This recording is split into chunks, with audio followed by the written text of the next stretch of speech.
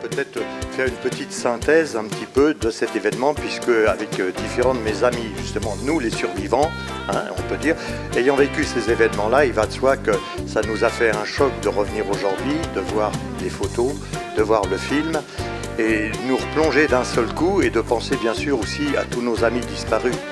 Parce que quand on voit, pour nous, le film qu'on a vu, et se rendre compte qu'il y a à peu près la moitié des gens qui ont disparu, on y pense bien entendu. Je sais qu'entre autres, la grande photo que vous avez vue qui est le début du film, je l'ai dans mon bureau et je la regarde depuis 40 ans tous les jours.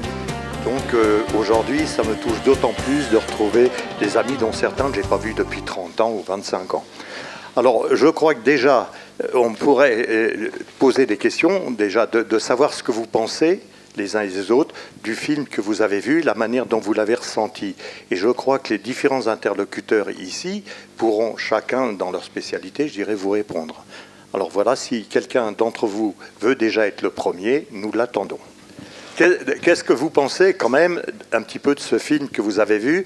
Est-ce que pour vous, c'est très loin de l'époque actuelle, c'est-à-dire dans la manière d'être, de vivre? Vous avez remarqué qu'on a tous les cheveux un petit peu plus longs. Les cheveux également un peu plus, je dirais, d'une autre couleur.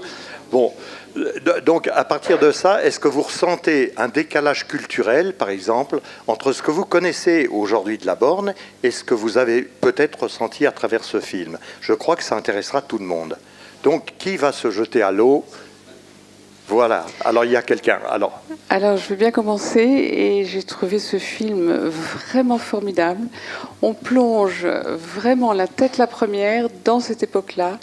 Vraiment, c'est une vraie révélation. Voir une cuisson en entier comme ça, avec les flammes qui sortent, enfin, tout est absolument magnifique. J'ai plein de questions sur savoir s'il y a des pièces qui restent encore, s'il y a eu des retombées écrites, orales, à l'étranger, en France, etc. Voilà un début. Merci. Je crois d'entre vous qui pourrait répondre à cette question? Peut-être toi, non?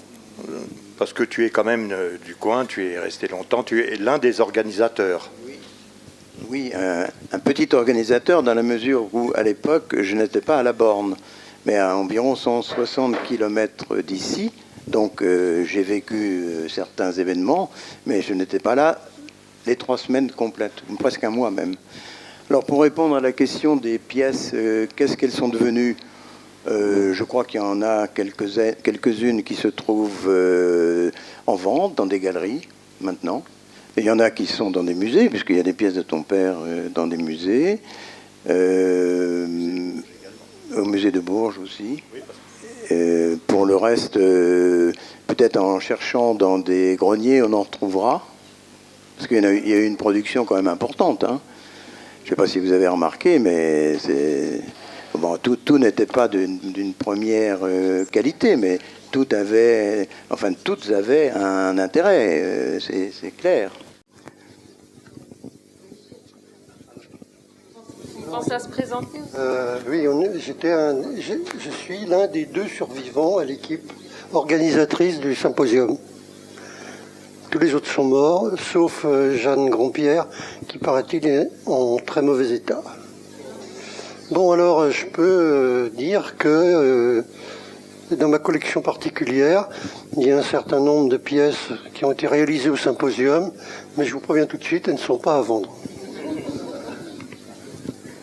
Et est-ce qu'il faut signaler ce qu'on m'a raconté hier, c'est qu'il y en a quand même qui ont été détruites. Donc parce qu'il y a eu des travaux à l'école, qui avait un reliquat de la vente aux enchères qui était au grenier. Et il y a donc 5-6 ans, si j'ai bien compris, quand il y a eu des travaux, il y a des pièces qui ont pu être récupérées in extremis, mais il y en a une partie qui a été détruite parce que voilà, ça n'avait pas été pensé à l'avance. S'était pas posé la question de que. Pourtant, il y aurait eu de quoi faire avec ces pièces, mais bon, voilà. Donc c'est terrible. Pour continuer, juste, je vois qu'il y a en face de moi 2 personnes qui sont collectionneurs et qui ont assisté à la vente et qui ont acheté. Ça serait intéressant peut-être de savoir leur point de vue. Moi, on me connaît, bon, je recommence. Salvatore Parisi, bon, c'est vrai, un des... Céramiste niçois, oui, mais j'étais assistant stagiaire, pratiquement le plus jeune à l'époque. Et oui, voilà, un des jeunes assistants, j'avais 24 ans, donc voilà, on a compris, ça va vite. Et donc, pour moi, c'était un travail de mémoire à faire, parce que c'est un travail de transmission qui est important dans le travail, dans la céramique, quoi. Et pour moi, dans mon travail, c'était un relais à prendre, à transmettre. Voilà. Donc, si les personnes qui sont présentes veulent poser une question, ce qui serait sympa de sa part, la personne, c'est qu'elle dise son nom et éventuellement ce qu'elle fait. Comme ça, l'échange et la trace sera plus précise, plus étoffée. Voilà. Et qu'elle prenne le micro. Voilà, je crois que madame, justement, et monsieur étaient présents et ont acheté quelque chose le jour de la vente aux enchères.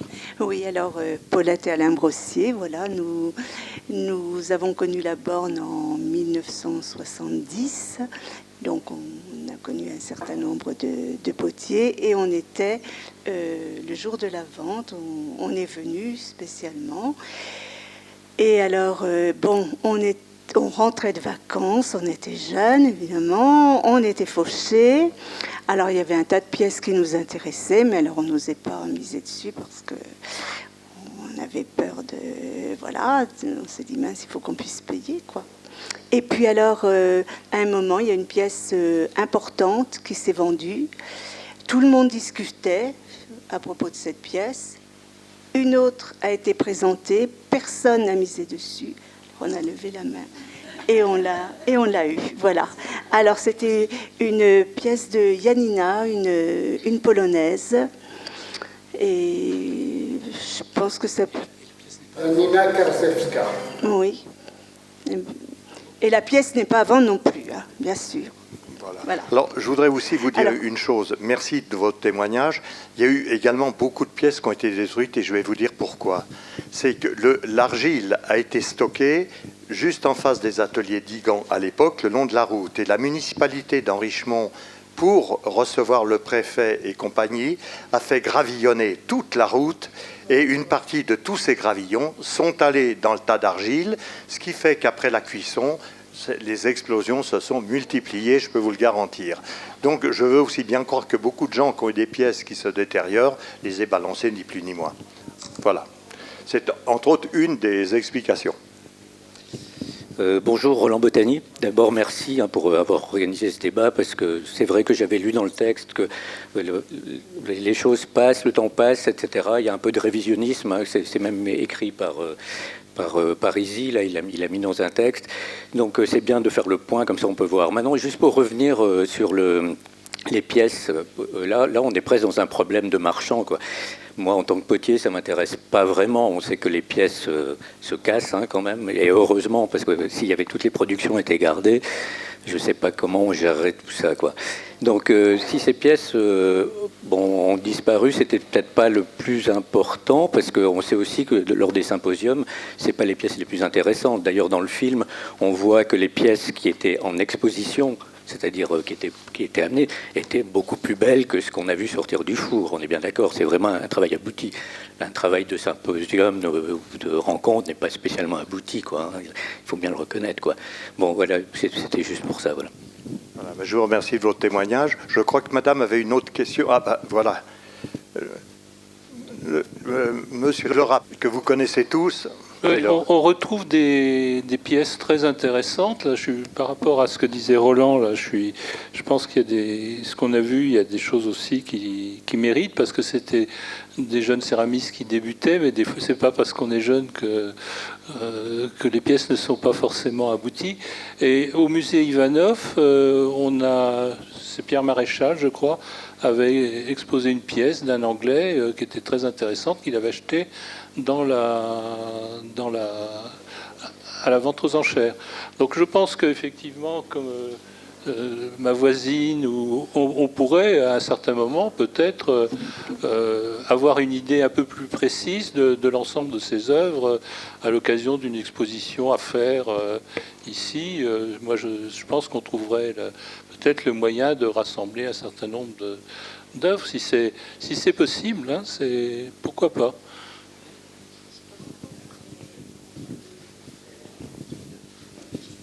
Juste une petite remarque pour répondre aussi à Roland, c'est ça. Il y a quand même aussi quelques pièces que les céramistes ont remportées avec eux et qu'ils ont parfois recuites. C'est le cas, par exemple, d'une des stèles de mon père qui est à Sèvres. Il l'a recuite après parce qu'effectivement, la cuisson n'était pas extraordinaire. Mais c'est l'avantage quand même des pièces céramiques, c'est qu'on peut retravailler dessus. Oui, Arnaud de Lépine, amateur. Je crois que ce qui nous intéresserait le plus, c'est que vous nous décriviez un petit peu l'époque, beaucoup plus que de savoir ce que sont devenues ces pièces. Comme l'a dit le président, ce n'est pas forcément ce qui avait le plus intéressant. Moi, ce qui m'a frappé, c'est qu'il y avait manifestement des pièces traditionnelles, mais il y avait beaucoup d'inventivité. Il y avait vraiment, on sentait qu'il y avait des jeunes artistes qui étaient prêts à vraiment à aller au-delà de ce qui avait été fait, et même si les résultats... Et donc, je voudrais que vous nous rappeliez un peu comment est née la genèse de ce... Parce qu'à l'époque, il y avait, me semble-t-il, la galerie Sarver qui allait naître ou qui démarrait. Il y avait donc cette jeune génération dont certains de vous faites partie qui était en train d'éclater, si je puis dire. Et puis il y avait aussi Noël Ageste qui, en plein... J'allais dire, à Saint-Rémy-de-Provence, avait une exposition, je crois, qui a marqué beaucoup d'entre vous. Voilà, si vous pouviez nous décrire un peu l'ambiance de l'époque et pourquoi, finalement, en quoi votre symposium, j'allais dire, a été important par rapport à votre carrière, si je puis dire. Alors là, justement, si vous voulez, je vais vous raconter un petit peu la genèse concernant la manière dont je l'ai vu moi, puisque moi, je suis du côté de Biot Valoris, et il faut quand même vous dire qu'à l'époque, il y a toujours eu une rivalité. D'un côté, Biot Valoris, c'était Picasso, c'était Fernand Léger, c'était la couleur. L'ennemi juré, c'était Le Gray, qui n'avait pas de couleur, c'était Saint-Amand-Puisaye, La Borne. Donc, je peux dire que pendant au moins 15 ans, j'ai ressenti d'énormes problèmes d'un côté comme de l'autre. C'est-à-dire, si je venais ici, c'est-à-dire, je n'avais pas encore les amis que je me suis fait maintenant et qui sont des amis très chers, il y avait un accueil très difficile. Et d'un autre côté, quand j'étais à Valoris et que je parlais des gens du Gré, ça ne plaisait pas du tout. Et il y avait un ostracisme dans les expositions, dans les jurys des biennales internationales, j'ose le dire. Quoiqu'une année, Yves Moïse a quand même eu le Grand Prix de la Biennale, ça a été formidable. Et d'un seul coup, ça a ouvert des horizons. Et moi-même, quand j'ai reçu cette invitation, je me suis dit, quel accueil est-ce que je vais avoir? Et je vais quand même vous raconter l'accueil. Le bistrot à l'époque, c'était Roland, à l'endroit où il y a toujours un bistrot à l'entrée de la Borne. Je suis arrivé la veille, un petit peu, où les gens devaient arriver. Je rentre dans le bistrot, il y a 30 personnes à peu près. Je rentre, je dis bonjour à tout le monde, personne ne répond, tout le monde tourne la tête, y compris le patron du bar. Je suis quand même un petit peu comme ça. Au même moment, Alain Girel arrive. « Ah, salut, t'arrives ?» Ah, il m'embrasse. 30 personnes sont venues m'embrasser à la suite de ça. Donc, d'un seul coup, là, c'était rompu. Et je me suis dit, là, on va voir maintenant, parce que le second test, ça va être l'exposition, justement. On a eu de l'évocation tout à l'heure. C'est-à-dire que l'exposition, il y avait vraiment, je dirais, chacun a amené ce qu'il a voulu, mais je me rends compte entre autres des gens comme Cianella, l'italien, qui était vraiment une avant-garde pour l'Italie. La Suède, c'était une avant-garde pour la Suède. Il y avait donc des travaux extrêmement nouveaux, confrontés, je dirais, aux gens de la Borne pour la première fois. Comment est-ce que ça allait être reçu ? J'ai eu l'impression, le jour du vernissage, j'ai vu beaucoup de gens d'ici, plus que circonspects. Je crois qu'après 2 ou 3 jours, mais ça on aura l'avis peut-être d'autres collègues que le mien, d'un seul coup, la glace, je dis bien, c'est totalement rompu, c'était les embrassades, on buvait des coups ensemble, on a fait la Java ensemble pendant plus d'1 mois, et ça a été extraordinaire, et c'est là où pour moi l'expérience humaine prime avant tout. Alors après, on peut parler des autres expériences qu'il y a eu, c'est-à-dire, parce que le four, ça a été pour nous une expérience phénoménale, mais ça a été aussi un système de rassemblement. Mais le rassemblement, moi je le connaissais déjà par les Leurat que je côtoyais parce qu'ils descendaient également dans les biennales de Valoris et autres. Et il y avait toujours, quand on parlait quand même du monde, et rappelez-vous, à l'époque, on parlait du grès sauvage, de la mode du grès sauvage. Par contre, la faïence, c'était absolument inexistant, parce que faïence, c'était Valoris. Valoris, c'était Picasso. Tout ça, on n'en voulait pas dans une partie de la France. Donc là, je pense qu'ici, ce symposium a été un élément déclencheur, je dis à mon avis, pour justement refaire une fraternité du monde des arts céramiques entre le Sud, le Nord. Et puis, le problème est arrêté de se poser. On a arrêté de juger, oui, le grès, c'est ça, la faïence, c'est ça.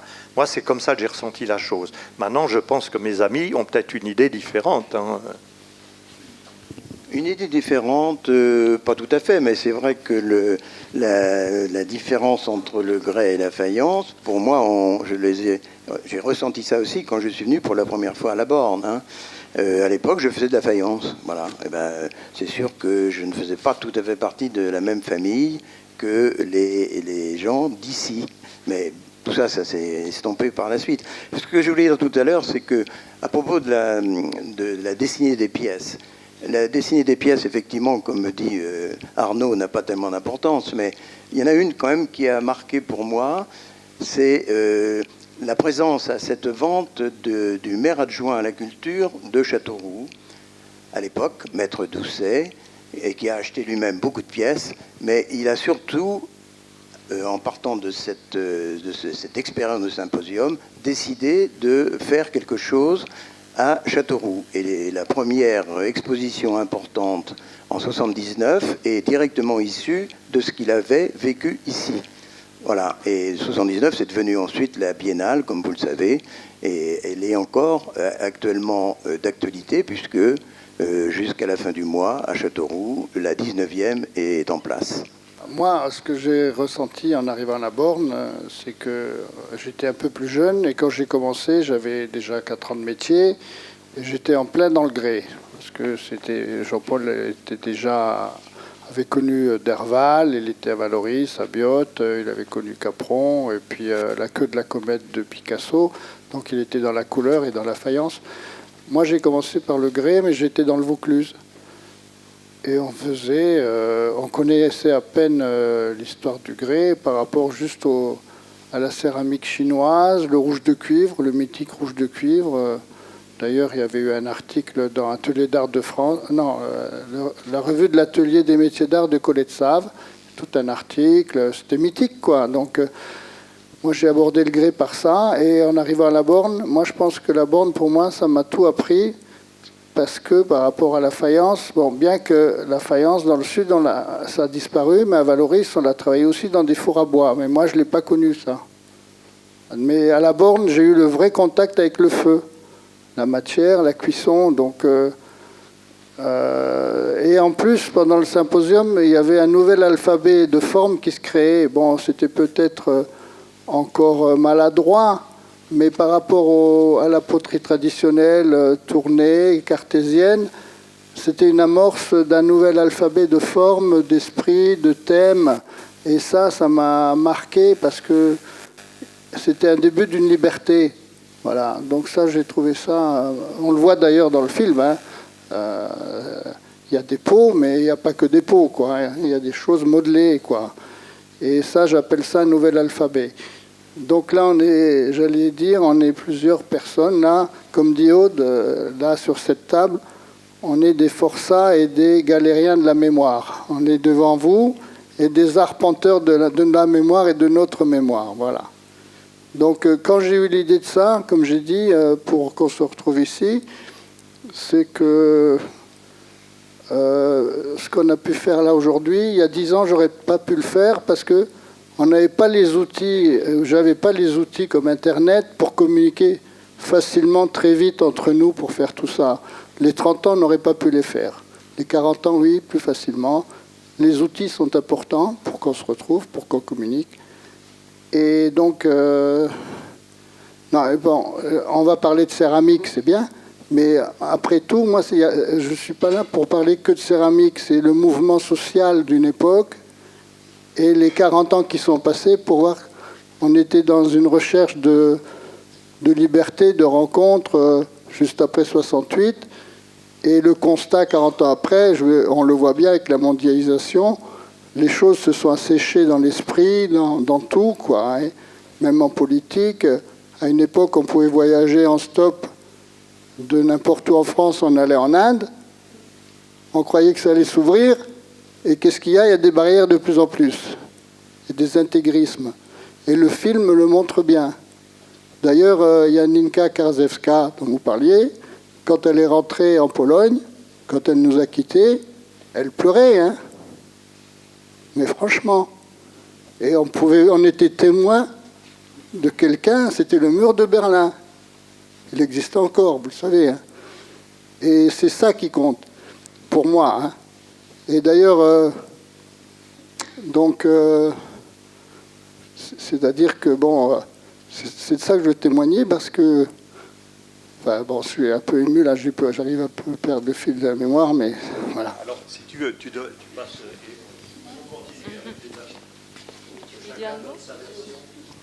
Bon, moi, évidemment, j'étais là, hein, j'avais 6 ans, mais juste une semaine. Non, mais par contre, je voulais juste souligner le fait que c'est aussi, donc c'était vraiment des rencontres entre des personnes du nord, du sud, de l'est, de l'ouest, etc. Mais aussi, et ça c'était une des intentions des organisateurs, et on le retrouve dans la petite présentation, la petite plaquette de présentation du symposium.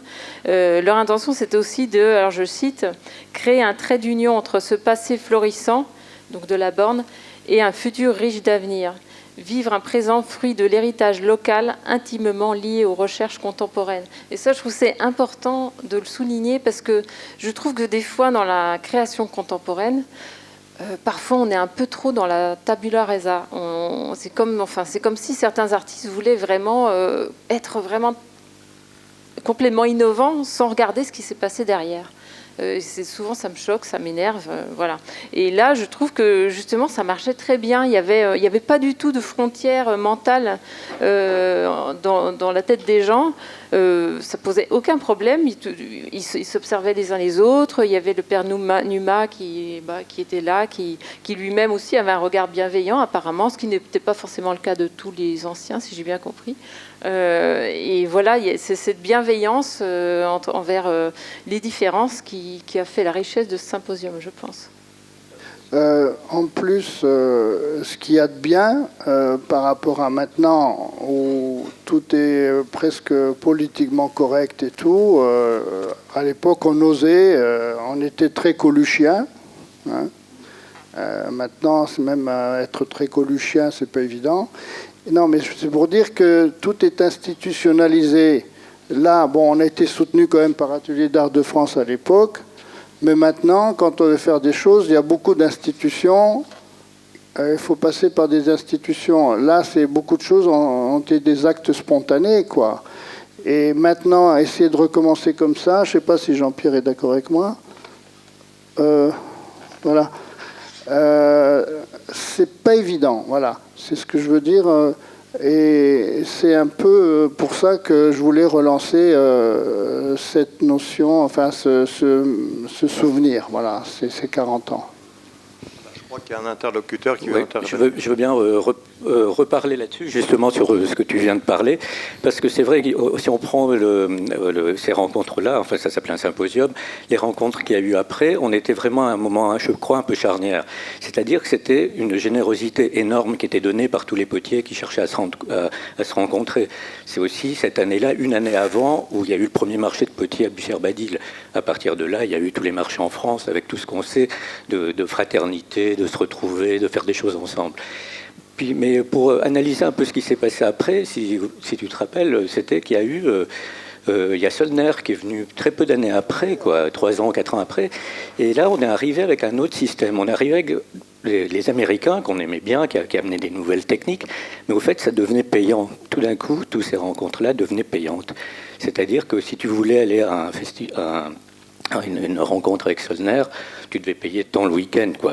Et on a vu ça, ils ont commencé à venir, on en a vu plusieurs. Bon, moi je l'ai vécu comme ça, j'étais à Genève, j'ai dû payer 100 francs suisses pour voir Solner. C'est ce que je pense. Après, ce qui s'est passé, on a vu ça de plus en plus, on a développé des rencontres qui souvent avaient une sorte d'intérêt financier, même à la Borne. À la Borne a toujours été plutôt de faire les choses d'une manière généreuse. Doucement, on voit que ça devient, il faut faire des stages en même temps, il faut faire ci, il faut faire ça, etc. C'est-à-dire qu'on est en train de faire un business, on est en train de marchandiser le métier. Ça, c'est ce que je pense. Voilà. Une habitante de la Borne, mais qui n'a pas participé à ce symposium. Mais bon, je connais quand même le monde des potiers depuis longtemps. Mais je ne me rappelle pas comment César est arrivé. Est-ce que vous vous souvenez comment, oui, parce que là, ça me touche en plus personnellement, parce que César était un ami. et vient, et je lui dis, il venait pratiquement toutes les semaines chez moi, et je lui dis un jour, tiens, il y a un symposium, est-ce que tu n'as pas envie de faire une apparition? Ça serait une caution, finalement, si tu viens, tu as une réputation, un truc. Bon, il faut vous dire que César a un petit inconvénient, ou avait, hein, l'argent était un problème avec lui. Donc je lui dis, t'inquiète pas, je t'emmène en voiture, mais je te préviens, je pars demain à telle heure, donc si tu n'es pas là, je m'en vais. Bien entendu, le lendemain, il n'est pas à l'heure, j'attends une demi-heure, une heure, tu n'es pas là, je m'en vais. Je suis en route, et en route, d'un seul coup de téléphone de César, oui, tu m'as pas attendu, qu'est-ce que c'est que ce truc? Il dit, écoute, je t'ai prévenu, maintenant si tu veux venir, tu te trouves quelqu'un pour t'amener. C'est ce qui s'est passé, c'est-à-dire que dans la journée, César étant César, immédiatement, quelqu'un s'est proposé, l'a amené est arrivé pratiquement peu de temps après moi. Et si vous vous souvenez, pour ceux qui étaient présents, le petit bistrot qui a le long de la route, il a invité 40 personnes. Et puis, au moment après l'invitation, tout le monde boit, tout le monde congratule César, c'est le grand homme. Au moment de payer l'addition, il m'appelle, il dit, Vandy, j'ai oublié mon portefeuille. Je lui dis, t'es bien gentil, mais ça doit être la xème fois que tu me fais le coup. Alors maintenant, j'en ai marre de payer pour toi. Alors oui, non, tu peux pas faire ça, tu peux pas, tu comprends, regarde, tout le monde attend, je peux pas quitter le bistrot. J'ai payé, mais je dis, je te préviens, au retour, tu me rembourses immédiatement. J'ai dû mettre 1 mois ou 1 mois et demi, ceci dit, pour me faire rembourser. Et il était comme ça, tout le monde le savait. Mais si vous voulez, qu'est-ce qui l'a motivé finalement à venir ? César était adulé par tout le monde, vivant sur la Côte d'Azur quand même, on le trouve dans tout le Gotha, dans toutes les cérémonies, dans tout le truc. Et puis là, j'essaye quand même de le convaincre que les potiers valaient bien les sculpteurs et la carrière qu'il avait faite, et que de s'intéresser aux potiers, je trouvais ça de sa part très, très gentil et très intéressant. Bon, maintenant, à lui de découvrir la borne qu'il ne connaissait pas, hein, j'insiste là-dessus. Et puis, bon, il a été ravi du séjour ici, si vous voulez, qui lui a pas coûté très cher, il faut le dire. Il a été pris en charge. Il est reparti. Et les rapports vis-à-vis du monde des potiers, ou ses idées vis-à-vis du monde de la céramique, alors l'ont même amené à une chose qu'il n'a pas pu réaliser, c'est de finalement tester un petit peu les gens de Valoris ou de Biot pour dire, est-ce que vous ne pourriez pas faire des choses pour moi? Devenir un assistant de César. Comme toujours, César ayant des problèmes, je vous dis, avec l'argent, finalement, tout le monde lui disait non, parce qu'on savait très bien que... Alors, il avait des projets, et ça sous-entendait quand même, à mon avis, qu'il avait une idée derrière la tête de faire des céramiques, comme beaucoup d'artistes, Picasso étant l'exemple, bien entendu, le plus connu, et à partir de ça, ça a été terminé, on a pu parler, mais je pense que pour lui, ça a été une grande expérience. Enfin, le souvenir que j'ai de la présence de César ici, c'est quelqu'un qui était habillé en blanc avec des bottes, et ses assistants également. Et évidemment, il n'a pas du tout touché la terre, mais en revanche, il a fait des spaghettis très bons. Vraiment. Je m'en souviens très bien de ces spaghettis. Mais pour ce qui est de la terre, du rapport à ce qui se passait, en ce qui me concerne, moi, je n'ai aucun souvenir de ce qu'a pu dire César, si toutefois il a dit quelque chose. Vraiment, je conforte le raisonnement sur lequel il venait ici, en fait, pour se distraire, c'était quand même essentiellement ça. Il était ravi de boire un coup au milieu de 40 personnes qui, mon cher maître, il est reparti de la même manière très content et c'était terminé. Voilà, à mon avis. Voilà. Moi j'étais là à ce moment-là. Enfin, nous on habitait à la Borne. Depuis Didier Heinz, depuis 7 ans à peu près. Enfin, moi j'ai connu la Borne en 67, ça nous fait exactement 10 ans. Et j'étais à la Borne et je faisais pas de la poterie, je faisais des jouets. Mais par contre, j'étais fasciné par la Borne, par quelque chose qui n'a pas vraiment été dit. C'était quand même un lieu où on faisait je dirais pas de la céramique, mais on travaillait de la terre. Et donc il y avait toute cette tradition qui était là. Et quand moi je suis arrivé la première fois, bon, il y avait Digan, il y avait Mestre, il y avait Jean Linard, qui étaient tous vraiment des gens très très forts. Et quand je suis arrivé là, je crois que c'était Girel qui avait invité César, mais bon, c'est toi, je ne le savais pas. Mais à ce moment-là, moi, je suis rentré dans une espèce de colère en disant, mais qu'est-ce qu'il fait là, ce type-là? Je le connaissais, j'avais rencontré César pendant mes études d'architecture, mais il me disait, mais qu'est-ce qu'il fait là? Il n'a rien à voir avec ici. Et puis avec Girel, on avait un peu des tensions entre tous les deux, j'ai carrément engueulé Girel et je lui ai dit, mais qu'est-ce qu'il fait là? Maintenant, aujourd'hui, je vois un peu les choses différemment. Il y a d'un côté cette évolution qu'a eue la borne, et notamment au niveau du symposium, il y a quelque chose de nouveau qui est apparu.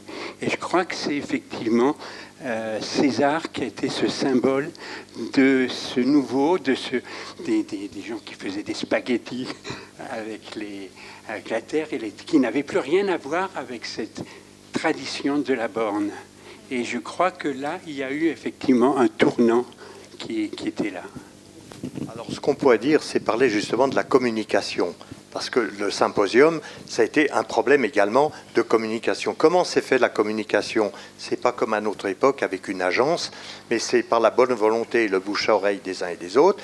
Et je dirais même, moi je vois l'impact que ça a eu sur Henrichemont, par exemple. Et alors, pour vous citer une petite histoire amusante, rappelez-vous, quelqu'un monte une boîte de nuit à Henrichemont, et bien entendu, nous, il y avait tous les soirs pratiquement ici sur place la Java, il faut le dire.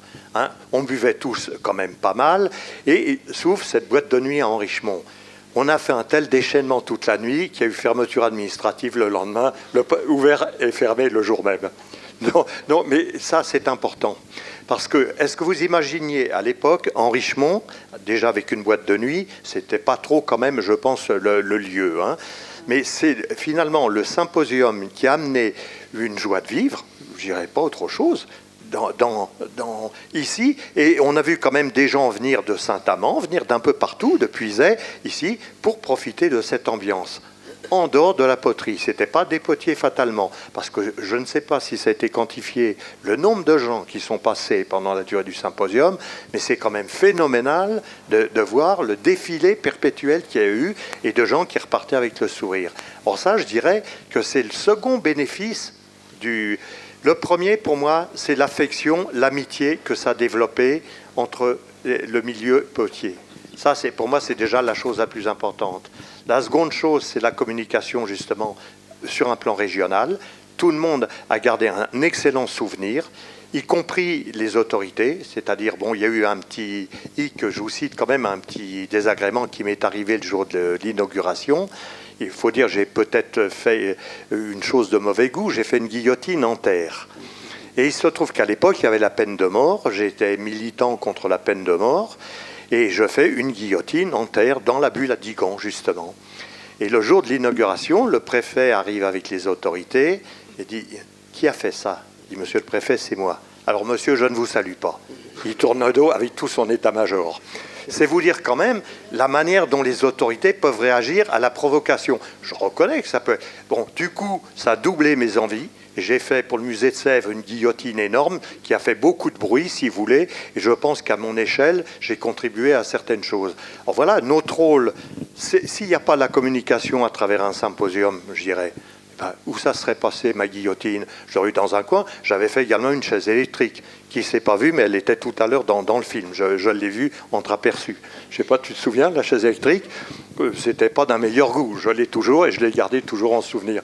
Donc, vous voyez, ça, c'est le second aspect du symposium. Le troisième, et il y a beaucoup d'autres aspects, mais je crois que monsieur va intervenir. Oui, enfin, c'est pas tout à fait sur comment, votre la nom, s'il vous plaît. communication. Mais par contre, ce qui s'est passé quand même à la Borne quelques années avant, il y avait quand même dans des expositions de la Borne, il y avait d'un côté ce qu'on appelait plutôt les artisans, et de l'autre côté, il y avait les artistes. Et il y a eu un peu une bagarre entre ces deux qui étaient là. Et je crois que ça aussi, c'est le symposium, ça l'a amené. Et quand on parle d'artistes, enfin moi je suis toujours un peu étonné qu'on parle des œuvres, qu'est-ce qu'elles restent, etc. Moi, pour le symposium, c'était le faire. Toucher la terre, toucher le feu, enfin, c'était vraiment, on le voit dans le film, c'était vraiment un moment où on faisait tous, même si on n'était pas potier, on s'occupait du feu malgré tout. Et c'est vrai que là, on était une vraie communauté, d'un côté de la borne et de l'autre côté tous ces gens qui venaient, ensuite qui venaient chez nous les uns après les autres. Nous, on recevait tel potier, puis après tel autre, et puis c'est vraiment un moment général. Mais ce qui m'a frappé, c'est que là, il y a une tradition à la borne qui était vraiment qu'on ressent plus vraiment là-dedans. Il y a quelque chose d'autre qui s'est passé. Et là, vous parlez entre l'histoire du grès et par exemple à Limoges ou des choses comme ça, mais la borne était un centre quand même très connu dans les milieux de la céramique et qui était donc des gens qui venaient à la borne parce qu'ils voulaient faire du grès, parce qu'ils voulaient travailler avec le feu. Et c'est ça enfin pour moi, la borne, c'était ça. Et je pense aussi, vous savez, ça a commencé avec la guerre, parce que le fait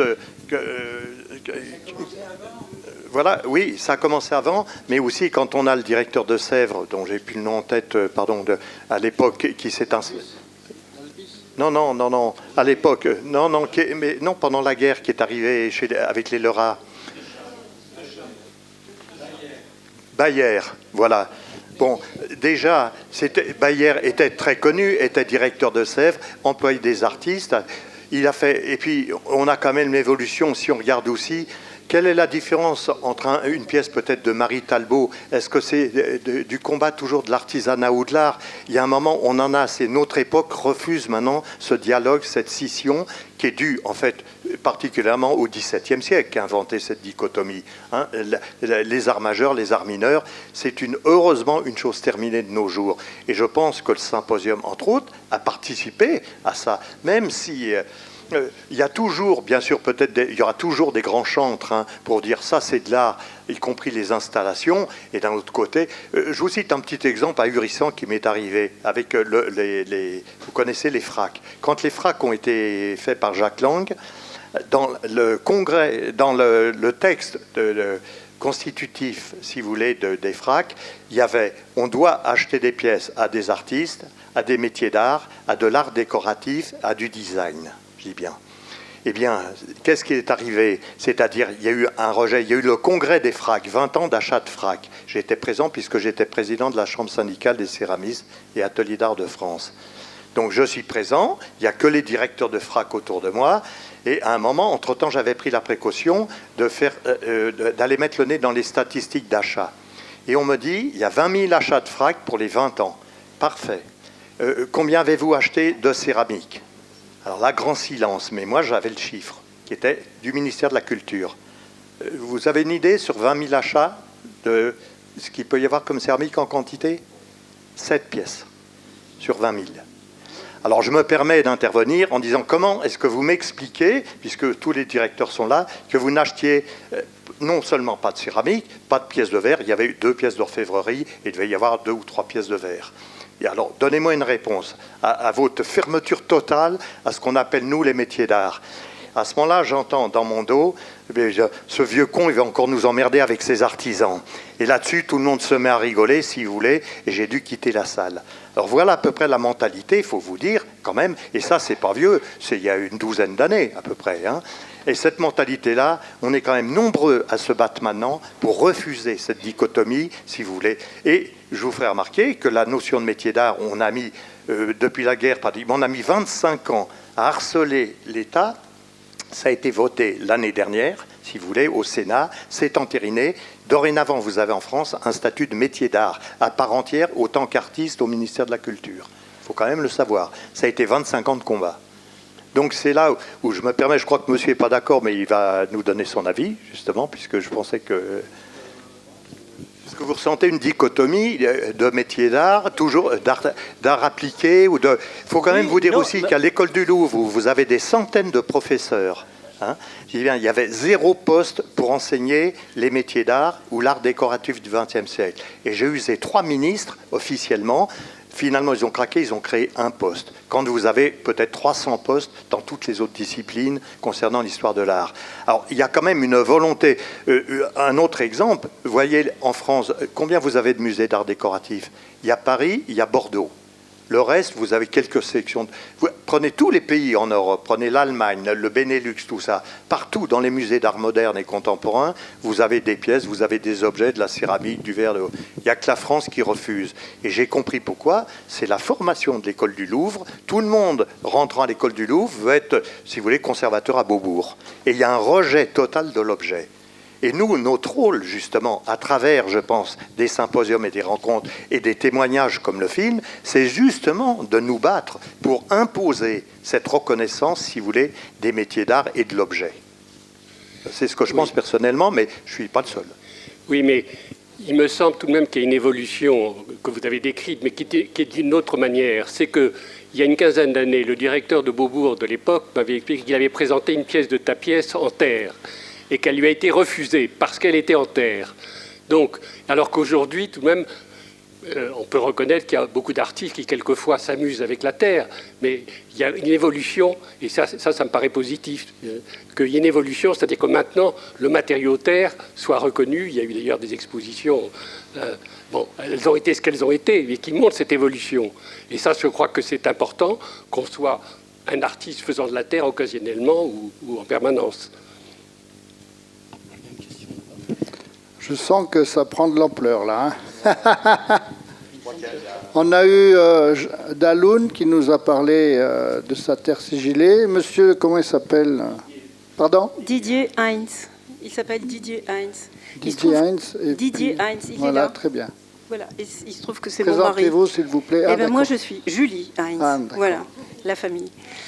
Ce que je voulais dire à propos de la terre, alors donc pareil, on a habité ici dans les années 70, dès le début des années 70, donc on était là depuis longtemps quand le symposium a eu lieu. Et il est vrai que je préciserai quand même que si on est venu habiter à la Borne, c'est parce que sa sœur était céramiste et qu'elle a acheté une maison ici, dont elle est partie parce que les conditions de vie étaient trop dures et dont on a bénéficié, nous, à une époque où la jeunesse quittait les villes et allait s'installer à la campagne. Ok ? Didier, architecte, voulait faire des jouets en bois. Moi, je voulais enseigner aux Beaux-Arts, ce qu'on a fait. Donc, ce qui s'est passé, c'est qu'on a vu effectivement de l'extérieur, non pas comme potier, mais comme habitant de la Borne et activiste de la Borne en même temps, on a vu toute l'évolution effectivement des mentalités ici.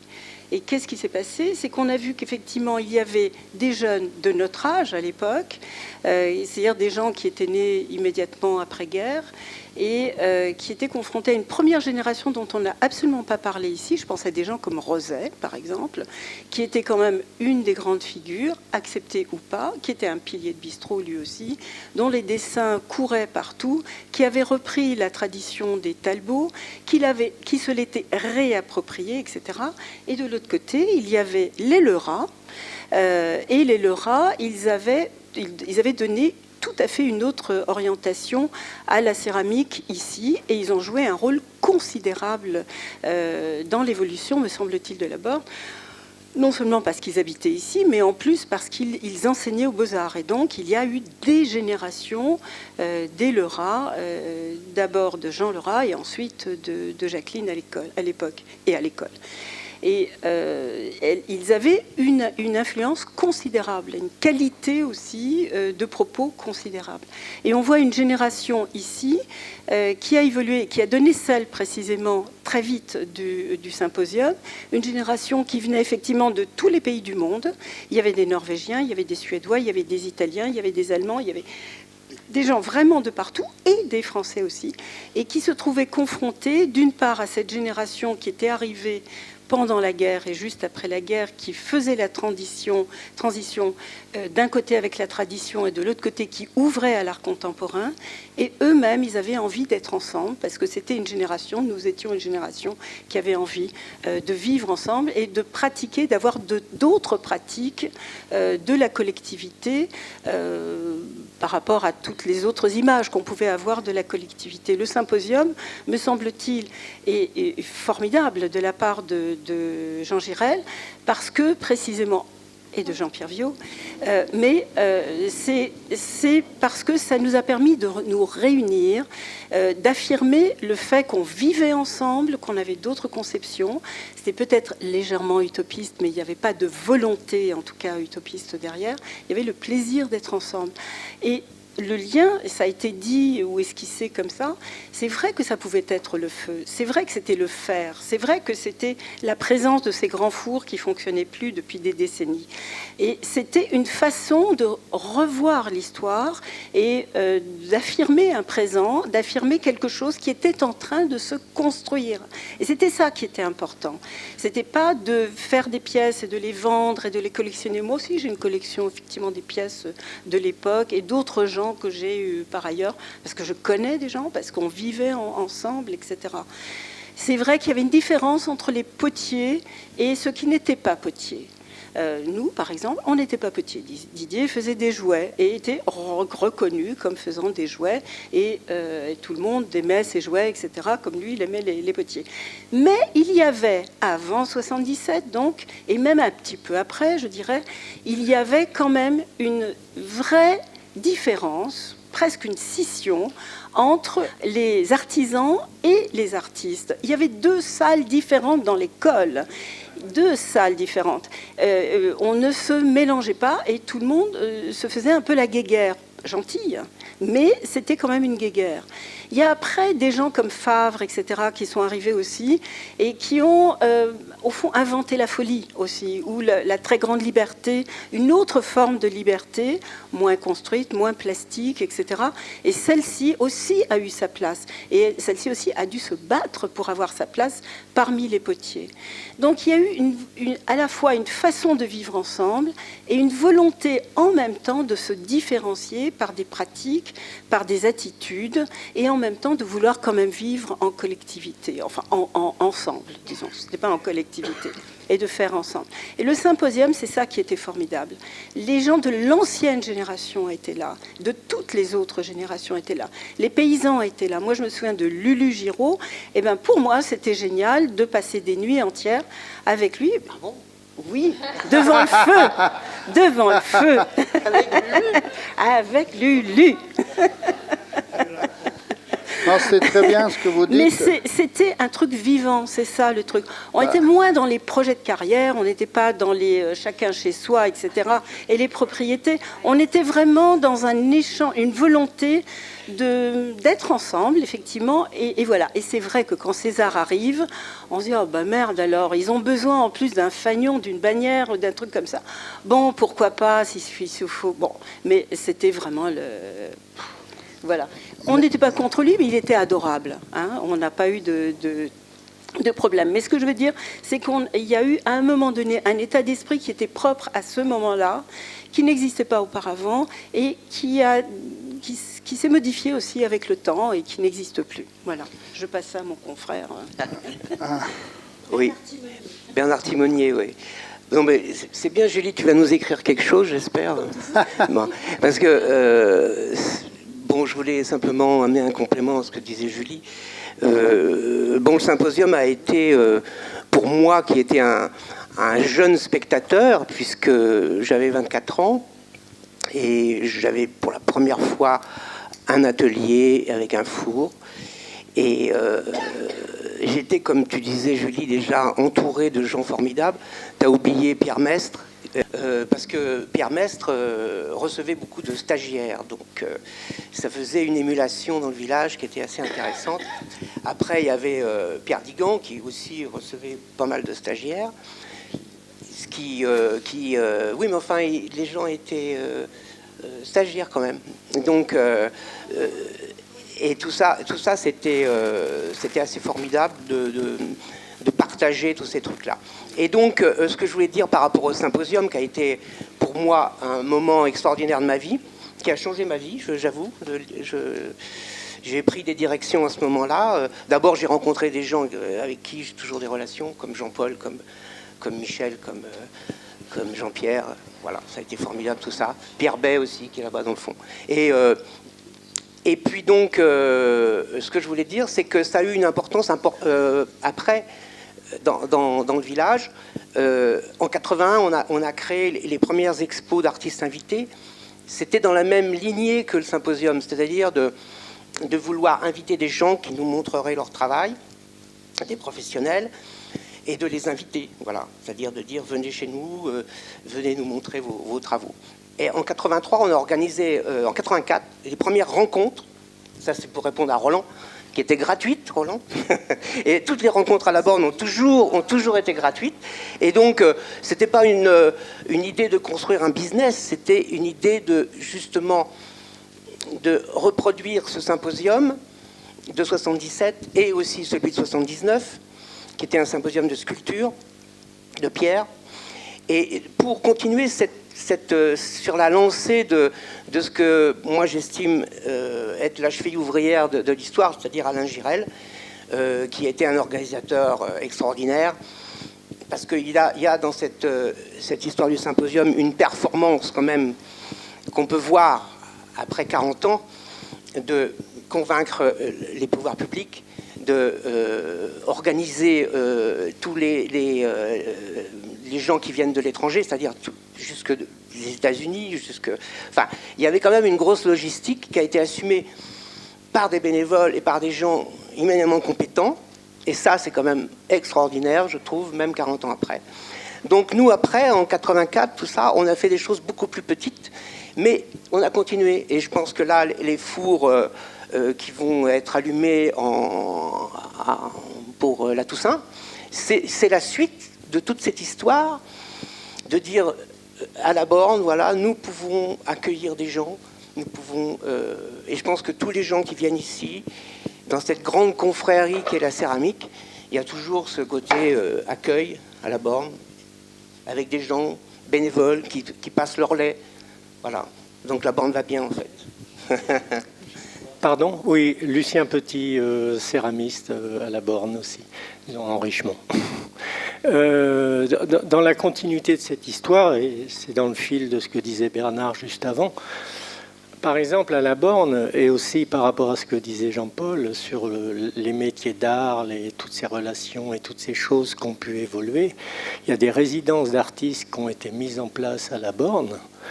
Et quand on lance les appels d'offres, il y a quelques 50 jeunes artistes qui ne sont pas céramistes, qui envoient des dossiers pour venir travailler avec des céramistes de la borne, pour aboutir des travaux en céramique. Donc là, justement, il y a des caps qui sont passés. Et là, on ne parle plus d'art mineur, je pense. Et là, je crois que la borne est aussi témoin de cette histoire-là. Et alors, moi, je voudrais dire une chose qui va, enfin voilà, qui fait la suite de ça, parce que justement, cette dichotomie, ça a une conséquence qui est quand même très sensible et qui me frappe particulièrement, moi qui suis un petit peu en dehors. Donc, c'est vrai que je l'ai jamais dit, mais non, enfin, mais je crois que maintenant tout le monde a compris quand même que je suis la fille d'Antoine Devinck, donc qui était participant du symposium, c'est que la conséquence du fait que pendant longtemps la céramique n'a pas été considérée comme un art à part entière, c'est qu'il n'y a pas d'histoire de l'art de la céramique. Ça manque. Alors je sais bien, Jean Girel a fait un petit livre qui est très très bien, mais qui balaye très largement. Maintenant, on voudrait rentrer un peu dans le détail. Et je trouve justement, c'est ça que je trouve intéressant dans l'initiative qui a été lancée par Salvatore autour du symposium de la borne, mais ça peut être autour de Valoris, ça peut être autour de plein de choses qui se passent dans le monde de la céramique. C'est que maintenant, il faut commencer à marquer et à documenter des jalons de l'histoire de la céramique, parce qu'elle existe, cette histoire. Il y a plein de gens qui l'ont vécue, qui l'ont construite, et elle n'est pas encore écrite. Et donc, voilà, avec ça, ce projet qu'on a lancé un peu comme ça, spontanément, et ben, j'espère bien que on va pouvoir commencer à poser un jalon. D'ailleurs, on a recueilli, c'est un peu dans cet esprit-là, parce qu'il n'y a pas que le film, en fait, on a sollicité tous les participants, mais aussi des galeristes, aussi des personnes autour du symposium, pour qu'ils nous livrent des témoignages ou des réactions, des impressions autour de cet événement. Et donc vous êtes vous-même invité à laisser vos coordonnées, on a mis un petit cahier, si vous voulez participer à ce mouvement. Donc je pense à vous aussi, parce que les témoignages, les réflexions, il y a même des gens qui n'étaient pas au symposium qui nous ont livré des réflexions. Je pense à Augustin David, voilà, qui a livré un texte très intéressant de réflexion autour de cet événement qu'il n'a pas vécu, mais dont qu'il a ressenti quand même à travers des témoignages qu'il a reçus. Et voilà, il y a non seulement une histoire à construire, mais aussi quasiment une sorte de mythologie. Alors, vous venez me dire que vient faire la mythologie là-dedans, mais l'histoire de l'art a sa mythologie, a ses mythologies. Et voilà, il y a quelque chose à mettre en place, parce que dans les universités, il n'y a rien à ce niveau-là. Il n'y a rien. Et c'est quelque chose à mettre en place, petit à petit. Et pour le mettre en place, il faut faire ce qu'on fait.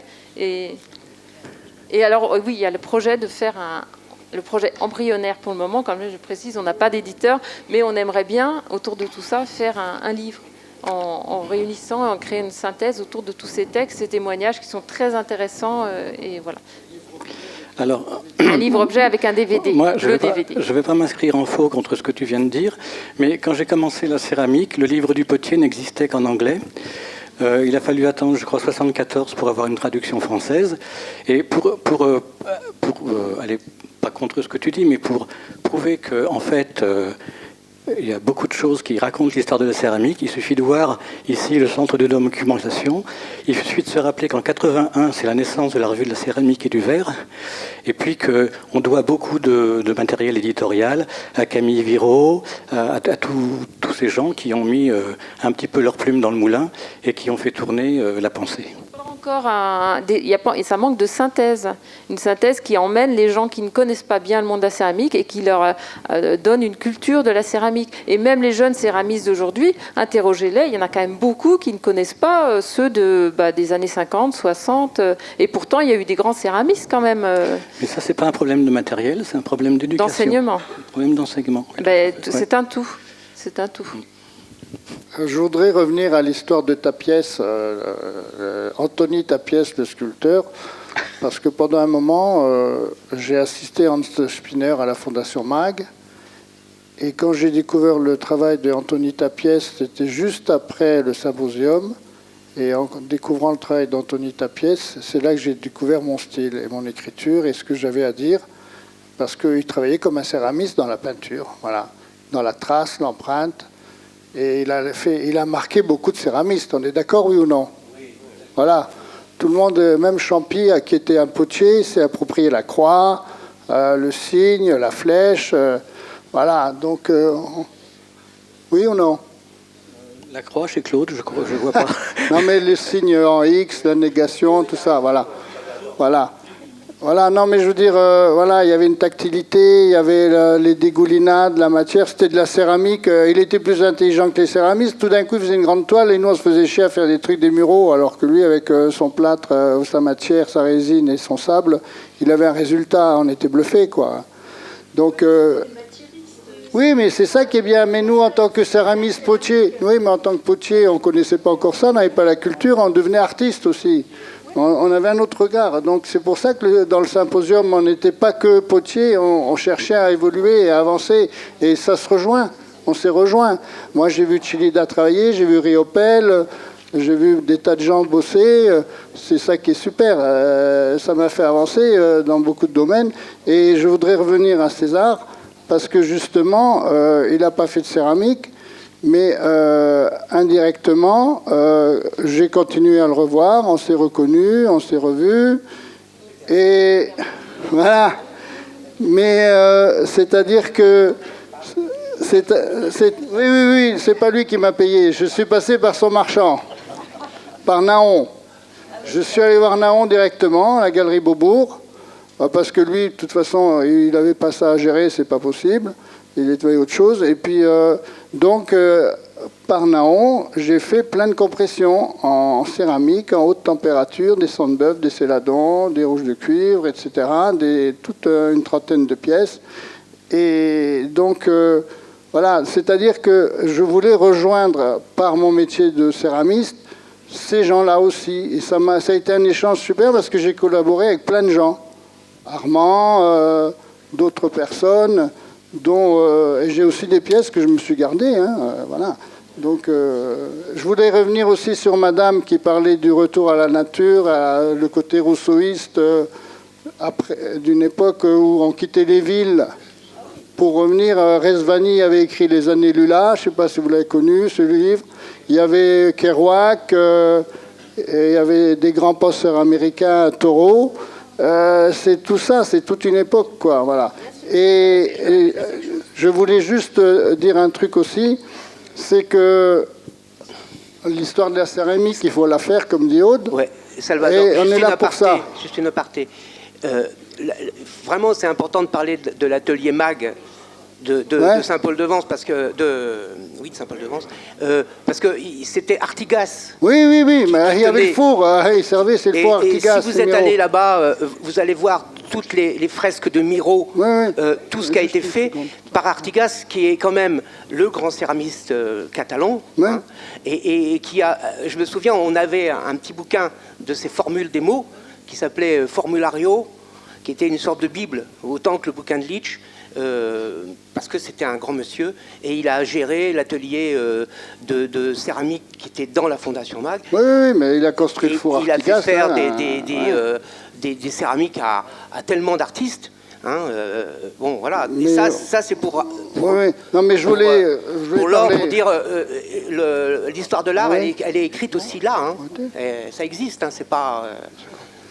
Je voulais dire par rapport à Aude que l'histoire de la céramique, je la connais comme Jean-Paul, parce qu'on a un pied entre la Borne et Valoris.